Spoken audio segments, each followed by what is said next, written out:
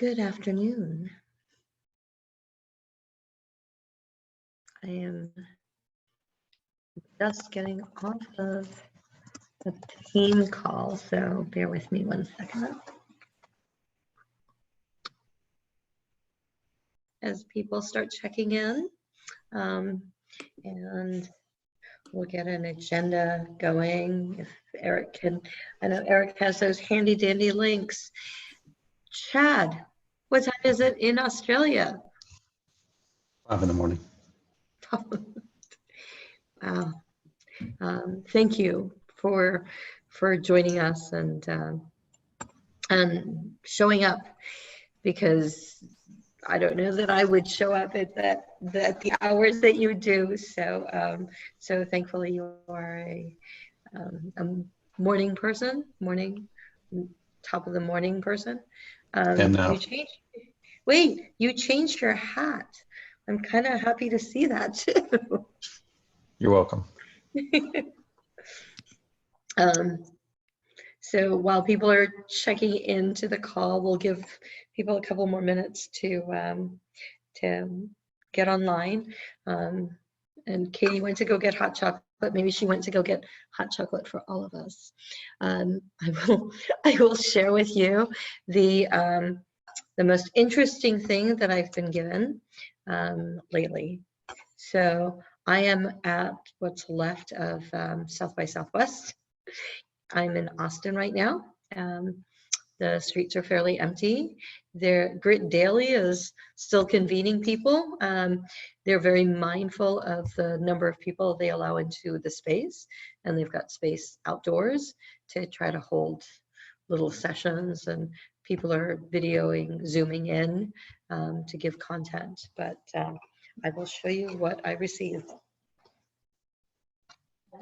Somebody that we were doing some sustainable ag stuff around the Future Agro Challenge, and I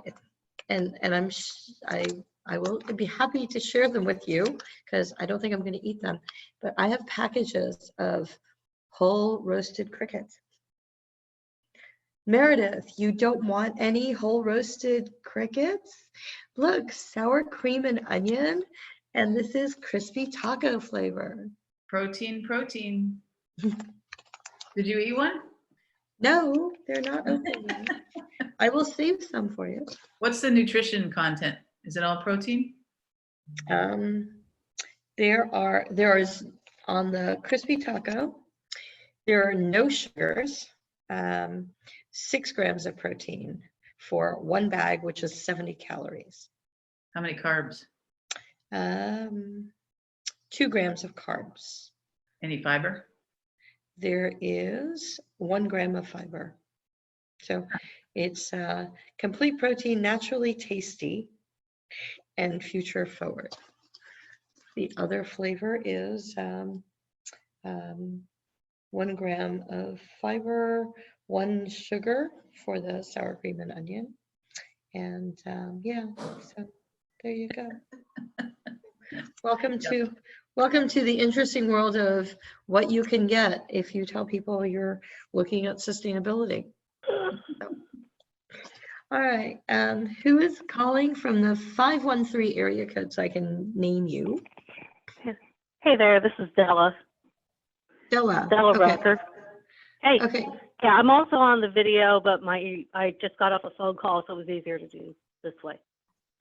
Okay, so it's Della part 2. Okay, just so we know who's on. Thank you. I have 2 parts. So let's see. I am, I think Eric and Dia and Chad kind of helping to co-host this. Katie's still getting hot chocolate. So there's some items in the chat and the agenda that Eric popped in. You might want to relist the agenda just so everyone knows. Welcome to the Goal 2 Collaborative Culture Call. We host these calls every month. We don't always focus on COVID, but here we are. We do always focus on something collaborative. So thank you for joining.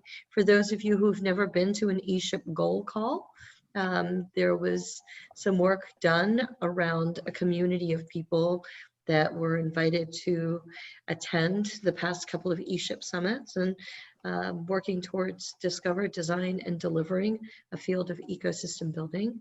And the ESHIP goals are a framework from which we operate. And this happens to be goal 2. And I'll put in a link for that. Okay, so Eric, you want to go ahead and share the icebreaker question? So here's what we do to get people kind of warmed up and welcoming into what's going on. So we will ask a question, an opening question, and then we popcorn. So you call on the next person to answer the question. So Eric, go ahead and start. And just to say, so hi, I'm Eric. I'm in Albuquerque, New Mexico. Why do we do this? Why do we do this crazy thing about popcorning? Why do we do this? We don't necessarily have all that many new people. I know we were thinking we might have a massive influx on this, but we do this to, I think, in order to help connect, make these little connections between the different folks among the call. So that way we have this little, we're just building our network. We're building familiarity with the other folks that we intend to work with, and it helps make collaboration just a little bit smoother. So, you know, that's one of the practices we have for these different cold calls.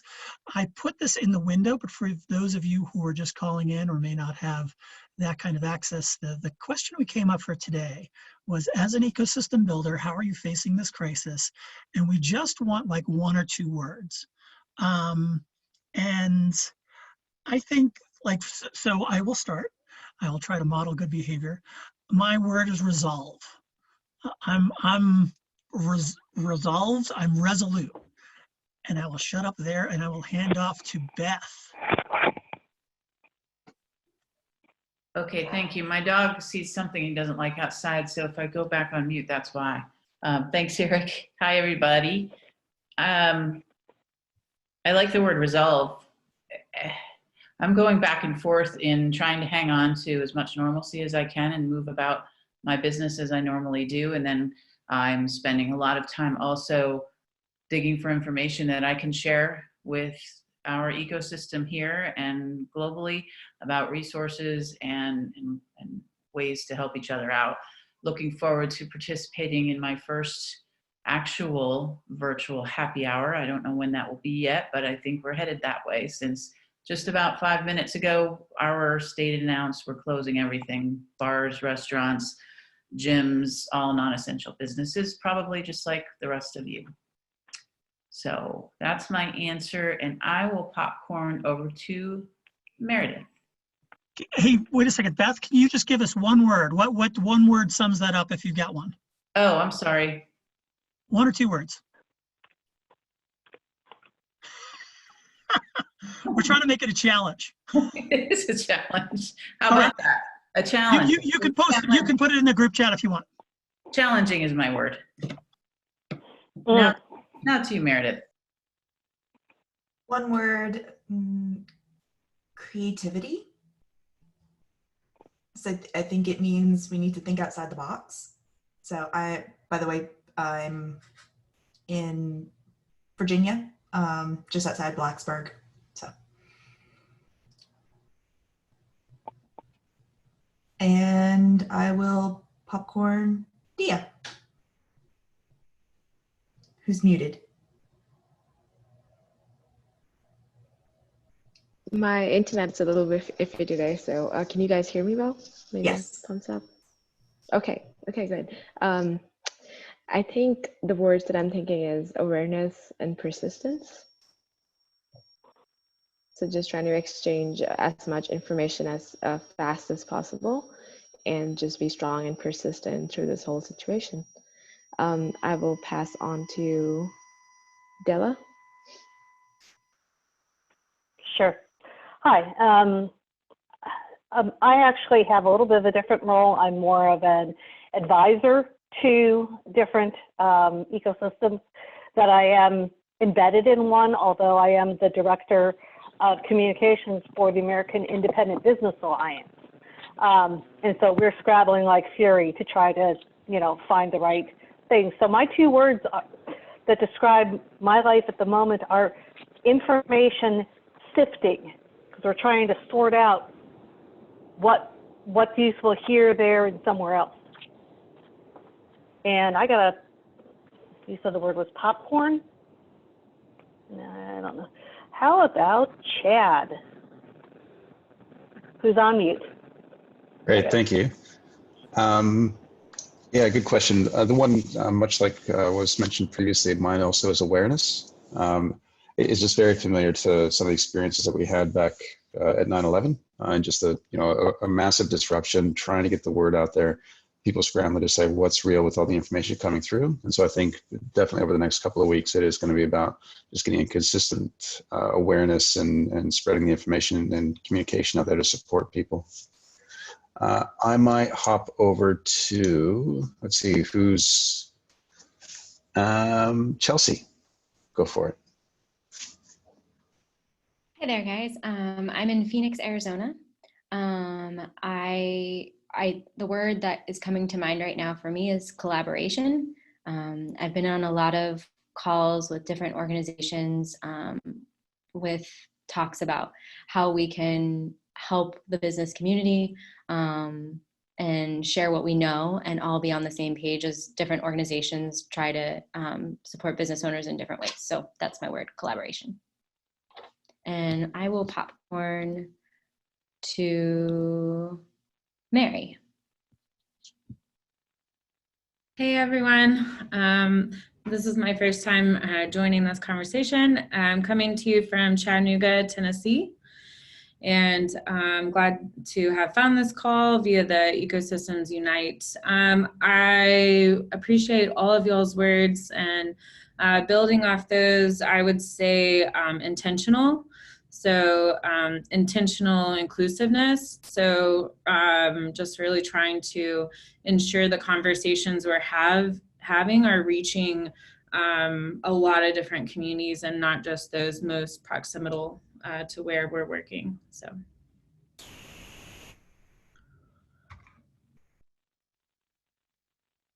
Go ahead and pick somebody, Mary. I forgot to popcorn. Okay. Katie, have you gone yet? I have not. And now that I have my hot chocolate, I feel like folks again. I have not eaten anything since 9 o'clock this morning when I had my Raisin Bran, because I've been on nonstop calls, adjusting things to accommodate the new situation. So my words are pivot and innovate.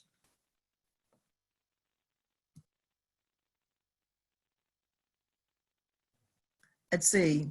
Cecilia, you haven't gone. I have not. Thank you.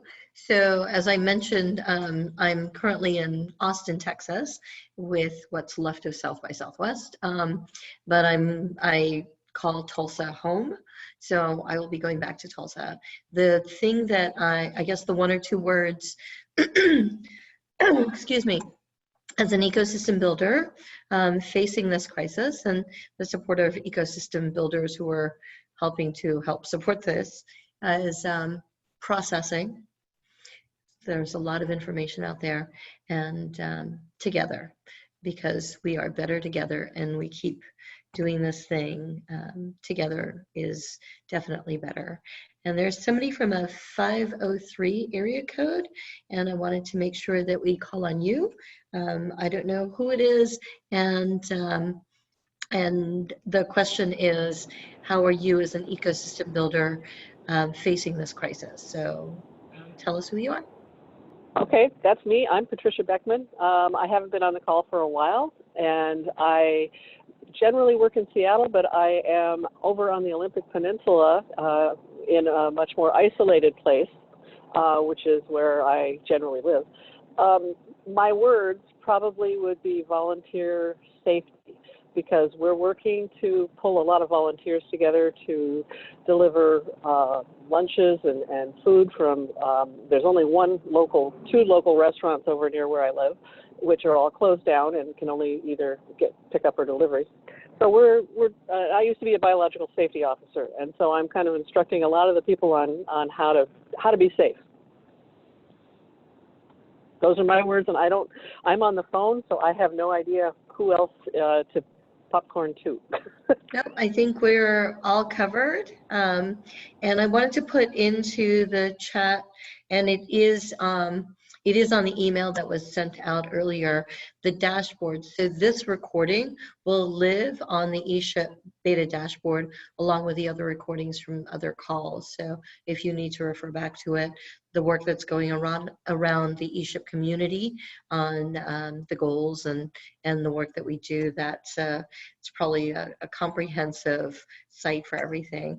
And speaking of which, I think comprehensive site for things is top of mind for me anyway, and the discussion that we had around the people around the team that's working around ESHIP at the foundation and all of that is how do we share and disseminate collaboratively, because the ESHIP the ecosystems Facebook page was created as a response to how do we collect all this information, how do we not recreate the wheel, how do we share best practices, and that's where all of that came from. And so I appreciate that. Chad's always got some great notes. Eric, I'm going to leave it to you and Dia to move this conversation forward. So there you go. I was just looking at Chad. He's done a great job in their group chat of getting all those notes together from all our responses. So, you know, we've got this sort of this global crisis that we're working with, and as ecosystem builders, you know, we've got our own families and situations and work, et cetera, that we're working with, but we also have, you know, oftentimes a responsibility in our communities to help, you know, help make sure that ecosystem support organizations are doing okay and our entrepreneurs are doing okay.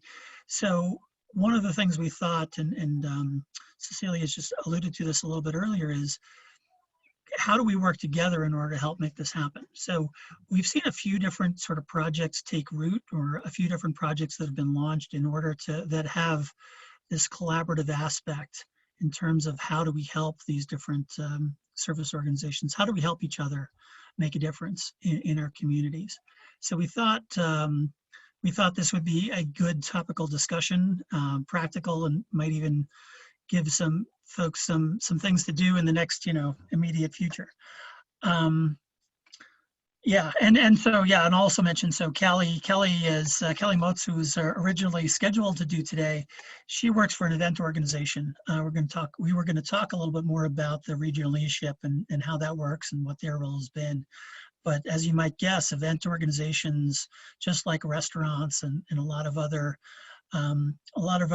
businesses that deal with, you know, constant influx of customers coming to their place, many of those have been shut down wherever they are. So a lot of, you know, and part of our question is how do we help those organizations locally, but also how do we help the service organizations do the most that they can. As a practical example, one project that was just launched the other day, Cecilia is really the leader of making this happen, was this Ecosystems Unite Facebook page. So we thought we'd lead off by talking a little bit about how that came together, some of the folks involved with it, and some of the intent, and then maybe ask if you're aware of different collaborative projects that are going on in your neighborhood that are making a difference, and then also to discuss a little bit more about how we can do more. Does that sound okay to folks? Okay. So yeah, Cecilia is really, really good and doesn't often toot her own horn about these kinds of things. But, you know, hearing and talking with a lot of folks like us, one of the things that she saw is it seemed very useful to have a place where we could bring different best practices and different resources together that were specific to how we're addressing the problems of entrepreneurs and businesses. So, you know, over the course of just a few hours, she'd she and others had dreamed up this thing called Ecosystems Unite, which is now a Facebook page that is bringing together a lot of information from folks among our different networks. Cecilia, can you share a little bit about how that, how that changed from, say, discussion into action in terms of sort of a collaborative process? Well, I could tell you, but it's interesting because we're this is what we do, right? It's all baked into your personal DNA that to work together and think on a systems level to address issues. That's probably why most of you are here or we're connected to this, right? It's the opportunity to be able to collaborate and work together that you seek, and it's been a great resource. So so we were trying to figure out some ways on the past couple of calls to try to get as much information together. And normally we think on a very nodal framework, right? So it's not about the central togetherness thing, but it's all of us working in our own custom and bespoke ways to do this work. The reality is, in a crisis like this, there's so much stuff going on out there that it's really hard to figure out and synthesize.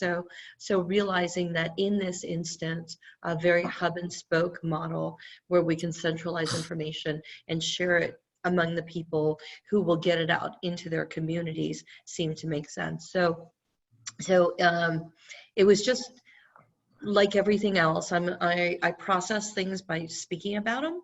So as I talk to all of you, I was talking to Eric and David Ponrash, who does Startup Space, and so let me back up and tell you where we were, that it didn't magically happen, right? So we were all convening together at the Startup Champions Summit, and Startup Champions is a professional association of ecosystem builders. So these are the people who support entrepreneurs, or the people who support entrepreneurs that were coming together. And probably if our convening had been scheduled for a week later, it wouldn't have happened.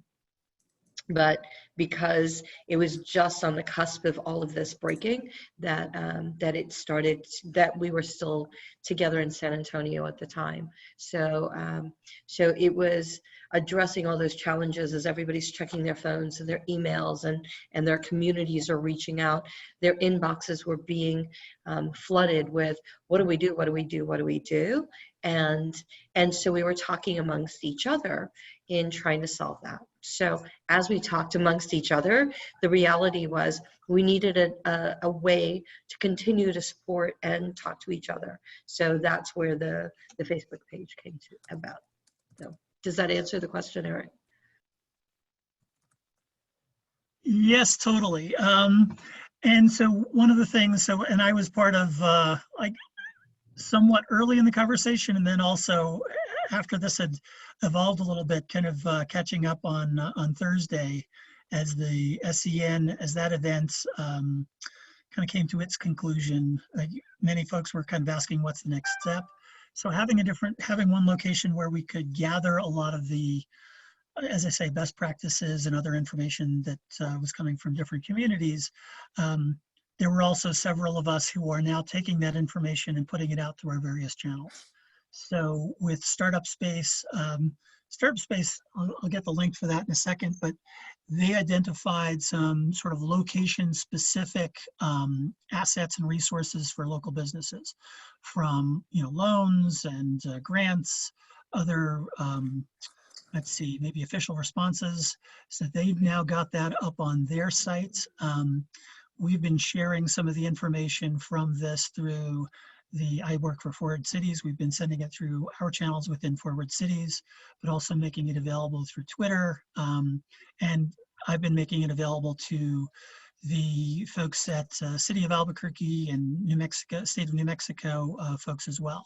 So like Cecilia said, it's sort of this hub and spoke model, but it needed that hub in order to really create enough critical mass of information so that we can sort of glean that and shape that so it's more appropriate for individual audiences. And it feels like that's been going pretty well from what I can tell. What's the response been so far that you can see, Cecilia? I think so the discussions that we're having around is how, well, I'm curious to hear from all of you. Yeah. What's going on? I mean, Chad is joining us from Australia. So the response in Australia, I don't know, is similar or different or what that is. And so I'm curious to see what you're all seeing in the field as best practices and collective information. Chad? Yeah, it's a good question. And I think Australia's different culture, different population density, but similar stage as far as the upswing on the virus. So we're just now at that point of we're probably going to be shutting schools down, no real government announcement, that kind of that wait and see, holding our breath until we sneeze, just to use a metaphor. But what we are seeing is pockets of a few aspects of the ecosystem stepping up. So accelerators going virtual. We have co-working spaces starting to run virtual co-working space sessions. Just everybody trying to say, well, how do we provide value for our members? How do we be a sustainable business through this, especially when my entire business model is getting people into my space in a dense area? Well, what does it look like otherwise?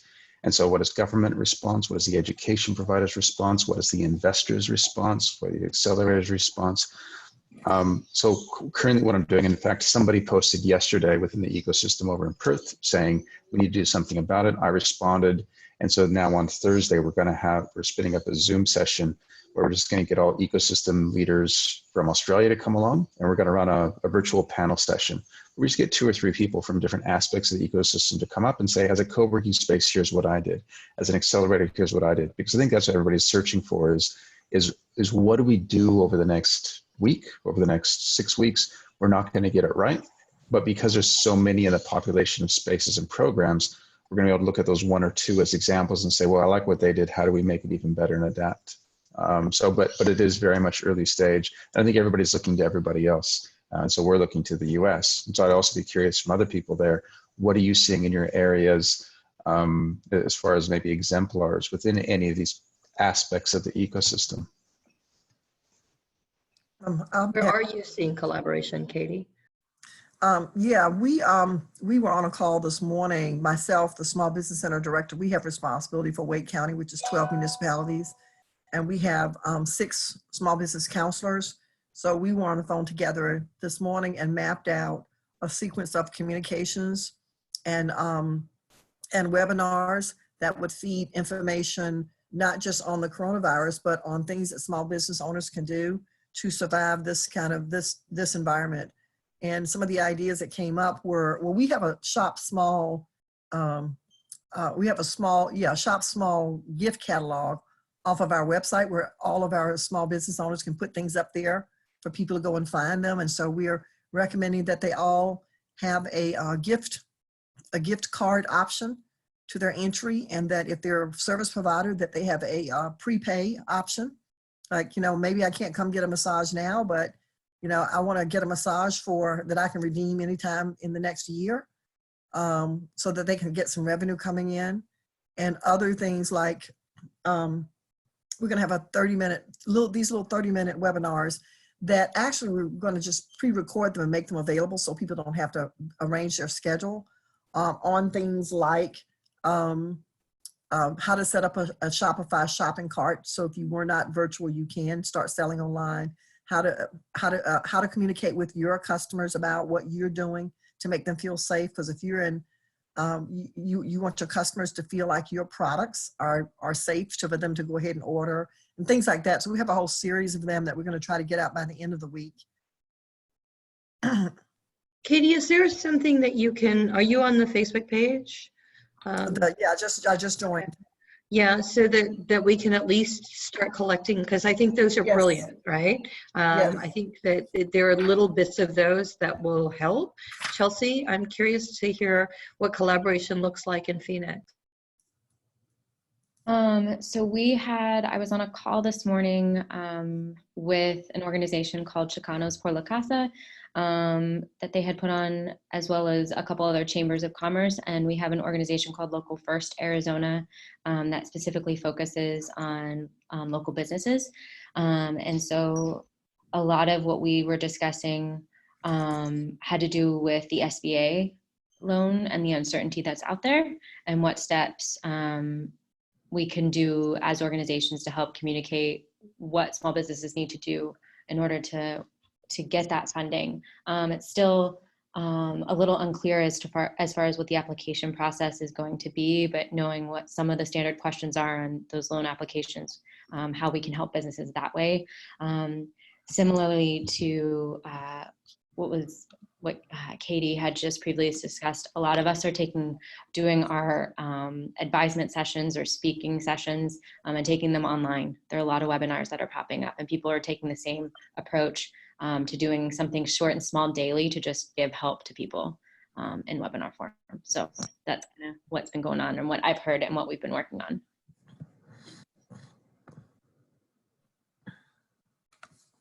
Della's writing furiously. I'm going to give Mary a chance to speak while Della's writing. In Chattanooga, I work for the Innovation District, and so I work for the Enterprise Center, and we're also focused on digital equity. So, we've kind of really worked with education and our university to be able to provide local hotspots. So if people don't have, like, our libraries are closed and facilities where people are accessing Wi-Fi, that people are able to access those. I really like the idea about webinars because we have an event space and that's not really operating right now, but how are we getting information to people? So I appreciate that. We have a call tomorrow with our ecosystem leaders, and I'm working on prepping for that call right now to just understand what information that we as leaders can collaborate on so that we can conquer and divide. Because right now it's not clear to me how other organizations, what they're doing, what they're not doing. Are we saying the same thing? Are we pointing to each other? Are we pointing to the next best resource for today while ensuring them that we're considering what's next and how we're helping alleviate some of the pain points of today and then what's to come? So getting the chamber and city economic development group in on that. So it's kind of a big question mark for us right now, and that's why I've been watching the ecosystems unite and just saving every link. I have a very large collection to sort through. So I think that's my question is, it's overwhelming even for me, and I love that, I absorb that. So I'm sure it's overwhelming to both our partners and those on the receiving end. So looking for the best clarity to provide for people on, these are the two things I can do today, and feel like I'm making progress. So I love that. I think that's definitely the thing that's top of mind for us right now is what is it that I can do immediately, and how can we put that together in a form that's easy to disseminate. Meredith, what's going on in your community? This is hit at a, I'm sure it's interesting timing for everyone. We recently received a grant from the state of Virginia to basically serve as the ecosystem support organization for what's known as Region 2. So that's everywhere from Blacksburg, Roanoke, Lynchburg. And so we've been in the process of trying to stand up coalitions in each of the 3 subregions. And so this is just kind of hitting at a time where, that's why I was saying creativity earlier, of just thinking about different ways that we can better connect. And, I think right now, most of the organizations are just in a, how do we, reschedule events and that sort of thing is what I'm hearing more of. I don't do a lot of work directly with entrepreneurs. I work with more of the support organizations. So I'm not quite sure what their front lines are looking like right now because I've decided to seclude myself. So we've all gone to complete remote work. So. So we haven't heard from Della or Patricia. So whoever goes next. All right, I could go. Can you hear me okay? All right. So, like I said, a lot of my life revolves around, I don't know, trying to be a pollinator, trying to move information from one place to another, which is why when you pop up an organization I haven't heard of before, I go, ooh, what's that one? It's a huge amount of information coming through, and what Mary said, I completely resonate to. So there's a ton of kind of interesting things that are beginning to move forward, and that ranges from the organizations that are trying to put together sort of mutual aid funding, kind of funding pools for their communities, and there's 2 or 3 of those, to a lot of the things that you guys have been talking about doing. We are going to have, we meaning, I have several organizations I work with, but one is the American Independent Business Alliance. And one of the things that's particularly important to me right now is that we're actually doing a webinar with people who are leading independent business alliances in all over the country. And that's going to be on Thursday, and really trying to give them some very concrete information.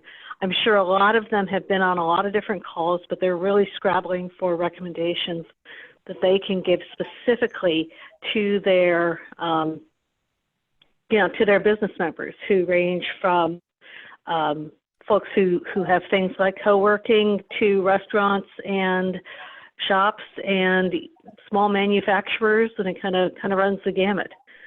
So,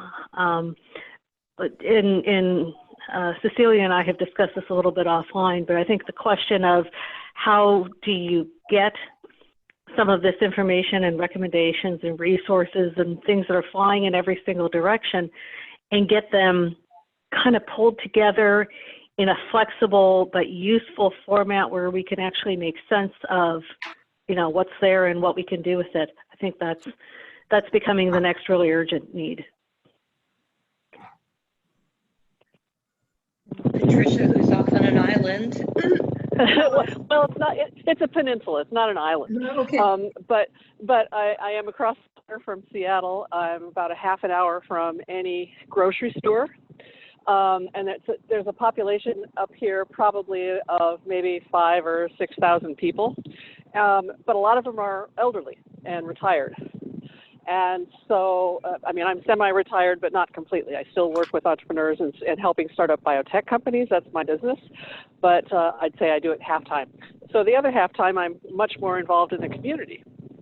And the community realized, because there are kids that are out of school because all the schools are closed, how do we get lunches to those kids? So we've established a drop-off site here for lunches to be dropped off for those kids. And as I said, there's only 2 restaurants that are here, and one of them is associated with a convenience store. So I'm kind of on the front lines working with people more that are trying to coordinate volunteers and make sure that those volunteers are safe when they drop off food to the elderly's houses, and to coordinate going into the grocery stores for them a half an hour away. So it's how do we keep them safe? How do we coordinate them? And it's actually kind of fits right in with what I used to do many years ago. I was a paramedic and worked with emergency services. So I'm glad that I have the skills that I have to be able to help them. But it's very different than talking to a business council or something like that. It's kind of the front lines. But it's so far we're adapting day by day. And most of my other work, consulting and stuff, is kind of on hold right now because everybody else is on hold. So I don't know if that gives you an idea of what I'm doing. I'm in the process of developing a co-working kitchen that's part of a nonprofit food bank to actually develop making meals for the homeless. So that's one of my other projects, and that's kind of on hold. And I'm working to start up a biotech company with somebody in Europe. So all the other stuff is on hold. This frontline community stuff and keeping the volunteers safe, because, they're all paranoid that if they want to help, they want to take food to people, but they also don't want to get sick and they don't know how to really protect themselves. So we're trying to help them understand what are reasonable practices and not to have face-to-face contact and things like that.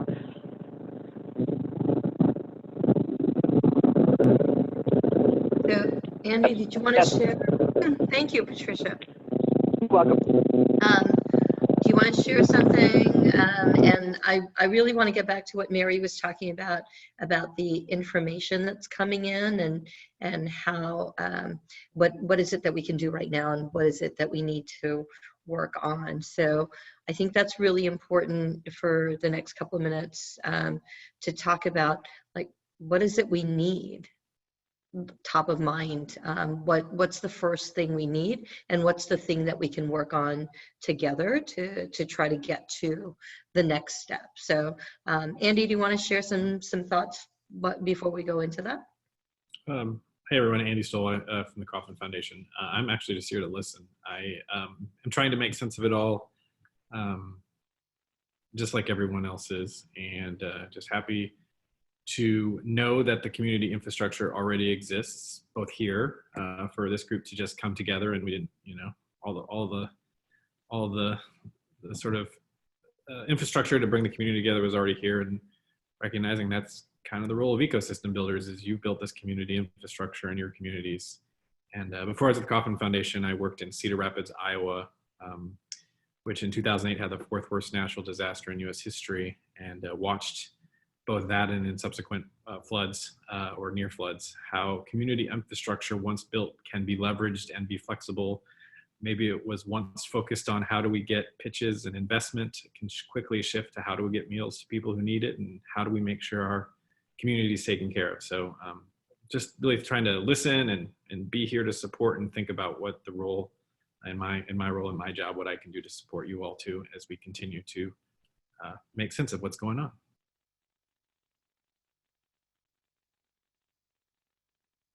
Yeah, thanks, Andy. It's good to have you here.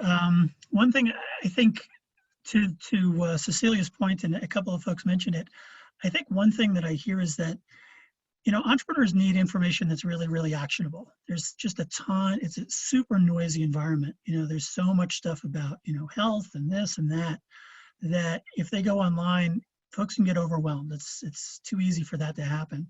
So I think one of the things that we can do when we're trying to collect information in one location, but as we sort of retransmit, share that with the different folks we're working with, we have an opportunity to kind of condense that into something that's much more meaningful and actionable to folks locally.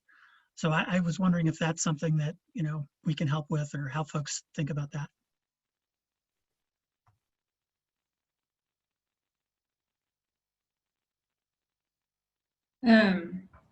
Can jump really quickly.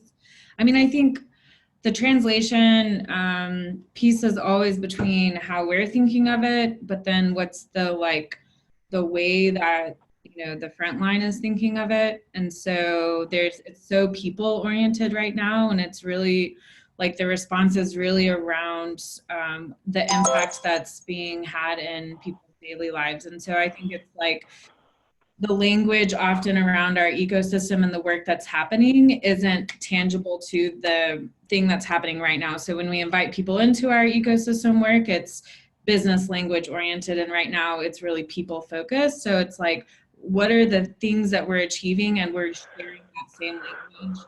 And I think that's going to be crucial to really cut down on, hey, you're holding on to what funds can you hold on to right now because of these two programs, and how can you be absolutely certain that that's what your business needs, so that the decision you're making now is going to help the people you're working with, but also your business in the long term, and how as organizations can we create that clear pathway, where are you in your business? What's the next thing you need to do? So I think for me, it's that if we're not, even in my own ecosystem, if we're not all saying the same thing right now, that's why we have jobs, right? That's why we're on this call right now. That's the work we do. But if we're not saying that with clarity right now, it's adding to more confusion. So people need to be able to identify where they're at and what the need is that they have. And then my other concern is there's businesses that may not have what's required necessarily to get the assistance they need. So how, if there's documentation that's needed, like how can we provide technical support if people are needing assistance like loans or things to come through? How can we ensure that they're getting that and that technology isn't an obstacle? So. Katie, you had This something. is Patricia. Oh, yes. Go ahead, Go Patricia. ahead, Katie. Yeah, I was going to say, thank Mary for saying that, because one of the things we struggled with is what information do we share with our communities, and there is so much information coming out on the coronavirus. Do we have the bandwidth to really sift through all that and educate them on the virus? And we decided, no, we don't. There are other people better equipped, but what we can do is provide them with information, things that they can do right now to help their business survive. And even that becomes a challenge, because I know I have a 10-day-old great niece. Woo. And I have a brother who has been in the hospital for 7 weeks and just recently came home. So my brain is split between how do I keep my family safe and how do I help my small business clients? And I'm sure they're out there, their brain is split too. How do I keep my family safe? And how do I keep my business going? So we decided we would focus on that, not try to dissect all the information coming in about the coronavirus, but, explain, here's how you keep your family safe. Here's the best thing to do. Wash your hands, don't go hanging out, don't have the neighbors over for dinner. Don't even have your relatives from across town over for dinner. Just hang out with your little family and have some fun time. Read some books, watch some Netflix, and oh, by the way, communicate with your client, with your customers. Take this time to do those things with your business that you ordinarily don't have time to do, like get all your filing, clean up all that mess in your chart of accounts, that type of thing. Patricia? Yeah, well, so I'm much more into, the front line aspect, and what do we do to keep people safe that are actually going out into the community and trying to do something to help others. And as I said, I was a former biological safety officer, so I've got some experience, knowing how to keep yourself safe, what you need to do, how you put gloves on, how you take gloves off, those kinds of things. We don't have very many masks over here, but we have a few, so the people that are doing the deliveries get the masks.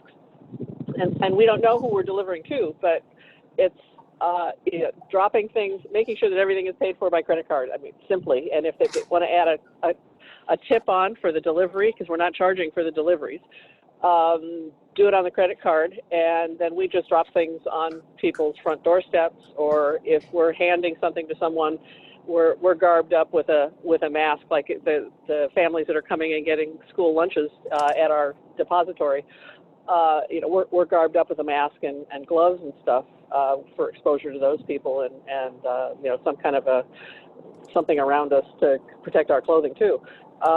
So it's very different. It's that tactical piece and making sure that people understand that we think that they will be safe if they do things in the right way, but we're assuming that the people that we're coming in contact with are not contagious. Or at least we're certainly hoping that's the case. But being vigilant, and even teaching my family how to be vigilant. Luckily, my daughter-in-law is Chinese, and she's endured many of these kinds of things, and actually just got back from China a couple of weeks ago. She was one of the last flights out of China to New York before they closed things down. And she's healthy, everybody's healthy, and she's put herself in quarantine. But she's a really great resource for what has been happening in China and how they have done things. I had no idea they stopped the mail in China. I had no idea that they knew a long time ago that plastic was maintaining the virus. It could sit on plastic for quite a long period of time. And you know, some of the other things that maybe it was just my unawareness of those tactical kinds of things, but that, you know, I'm trying to make sure that people don't get paranoid, but they still are vigilant. So that's how I'm working the system, I guess. So I have a question for you. Can you post something, Ecosystem Unite Facebook page about how when you're volunteering like that? I can, I haven't. That would be very helpful, I think, to all of us, because we do have people who, you know, Meals on Wheels still has to function. Right. You know, there are people who are going to do things that put themselves at risk because of the social conscious to help other people. It would be great if we could provide some tips on that. Sounds like you're an expert. Sure. Well, I don't know if I'm an expert. It's just what I will do to keep myself safe, and from my own past experiences. You know, I have a degree in biochemistry and pharmacology, and I've been a radiation safety officer and a biological safety officer. So, you know, I kind of know what you need to do, but, you know, I'm not a physician, and it's just some maybe going a little bit further than what you would do for common sense. But yeah, I'd be happy to. And part of what I'm suggesting also is from what they've been doing here in the Seattle area for people that have been doing deliveries. So I'd be happy to post something with some realization and a disclaimer that, you know, I'm not a physician. Yes, we know that all non-physicians are obligated to make that disclaimer. But I think, thank you. And I posted something to the group chat, but I know, Patricia, you can't see it. So there's a ton of different kinds of information that's floating out there. Like I said, I think one of my biggest concerns is how do we make sense of it in a manner that people can use, whether it's other ecosystem builders and managers, or whether it's individual businesses. That's one of, I know, my primary concerns right now. But certain kinds of very, very faxed information. I've never worked in a restaurant. I've worked retail, but I've never worked in a restaurant. I don't know what kind of training they get in how to put on gloves properly, how to, you know, when to use a mask, when to not use a mask, all of those kind of things. Does it make sense?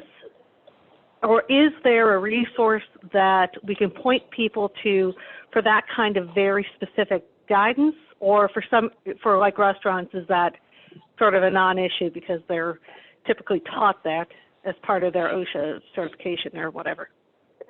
Usually they are certified by the county health department.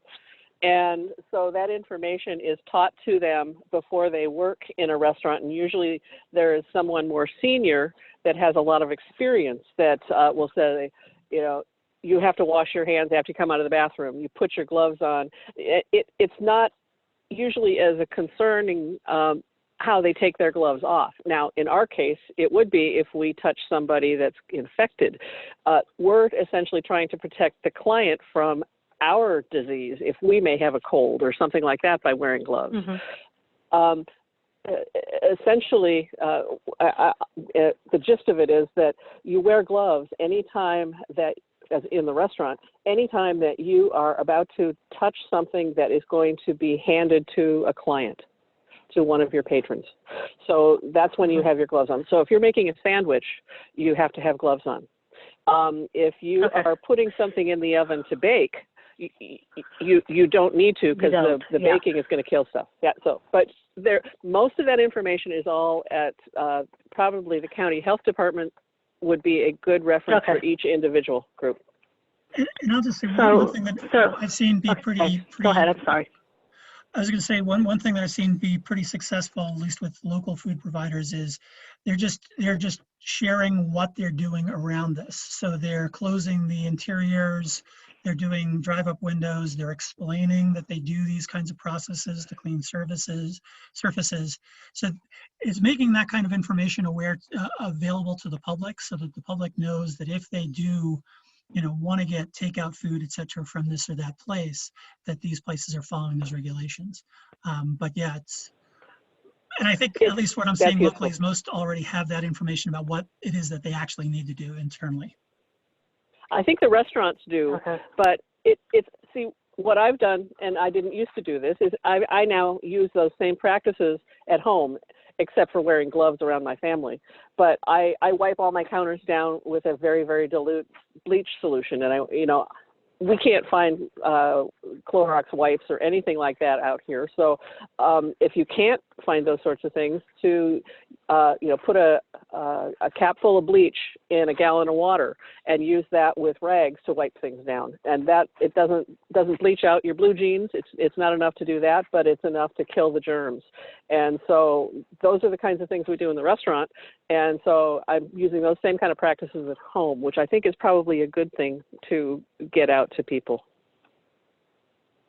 Can I chime in? This is Andy. Can I just chime in with one thought, kind of a little bit about what I said earlier and related to the role of an ecosystem builder, especially in crisis or disaster mode. I think you said something really interesting, Della. It was like, I can't make sense of all this stuff, and how do we make sense of all this stuff? And I think the thing is, especially in a crisis, what we saw in Cedar Rapids is not one individual can make sense of all this stuff, but leaders are being asked to, and the pressure on mayors and leaders and other folks is to like somehow solve all these complex problems at once. And what we know from complexity is no one individual can.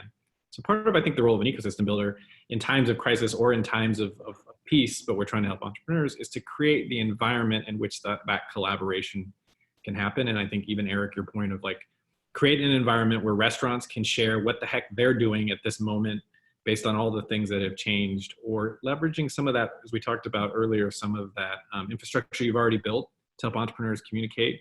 You all know this, but 90% of the time, the best help for an entrepreneur is another entrepreneur going through exactly the same thing.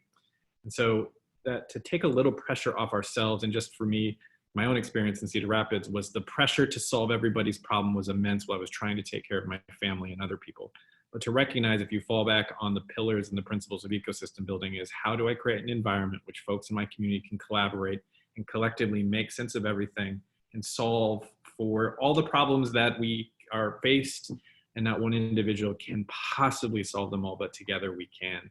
And I will assure you that that principle seems a little rocky in moments of under pressure, but we've seen it work in Australia. I had some folks I talked to in New Zealand a couple of days ago about after the earthquake, and it was, you got to trust your community to solve its own problems, but people may be so worried about their own little piece or the function of the thing they're supposed to do that they're not stepping back and saying, how do we work together? And that's and together we can really solve some of these really, really difficult and new challenges that we're just discovering. Yeah, I think that's a great point to recap on. I think, it's not like we were going to solve all the questions and stuff on this call. Just like when I was first sitting around the foundation and we were talking about planning the next ESHIP summit, we're not going to solve for anything by the next summit either.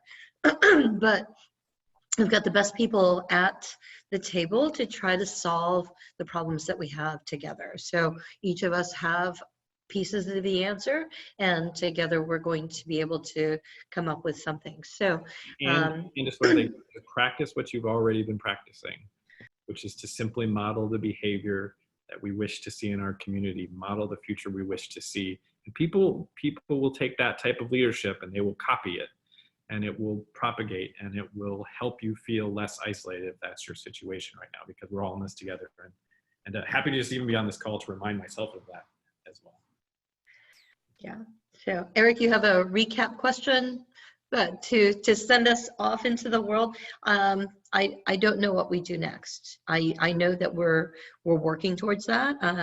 The channels that we've created, the Slack channel, the Facebook page, and the other Facebook page, they're all as a resource to you. So so utilize them, and if you come up with some essence of some answers, please share so that we can work on those together. So Eric, what do you say? I say that I'm not sure that we have enough time to go around the room, but I think those are perfect. We need to just know that the lines of communication are open. We've got a few different ways to share, whether it's the Facebook group for ecosystem builders, for ESHIP, also the Slack channels for this. If you're on this call and You should have the notes. We will post the different ways of getting involved and getting linked up with all these different channels in there as well. But I think just keeping those lines of communication open and sharing best practices is super helpful. So thanks to everyone. Really Great. appreciate it. Yes, thank you for your time and energy. And we'll reach out and keep communicating, because that's how we're going to get through it together. Della, I will send you an invite to the Slack channel. Okay. All right. Go forth, be safe, wash hands a lot, and have a good day. Thanks, everyone. Thank you all.